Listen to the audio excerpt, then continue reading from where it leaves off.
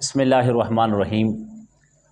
اکثر لوگ بڑے علاج کرواتے ہیں مگر اولاد ان کے ہاں نہیں ہوتی اور بڑے پریشان ہوتے ہیں، بڑے بڑے ڈاکٹروں کے پاس جاتے ہیں، کافی دوائیاں کھا چکے ہوتے ہیں مگر اس کے باوجود اولاد نہیں ہوتی۔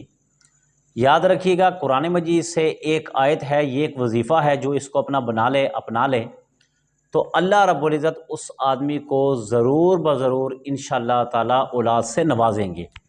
وہ وظیفہ کوئی لمبا چوڑا نہیں ہے بلکہ ایک چھوٹی سی آیت ہے، ربی حبلی من لدنک ذریۃ طیبۃ انک السمیع الدعاء۔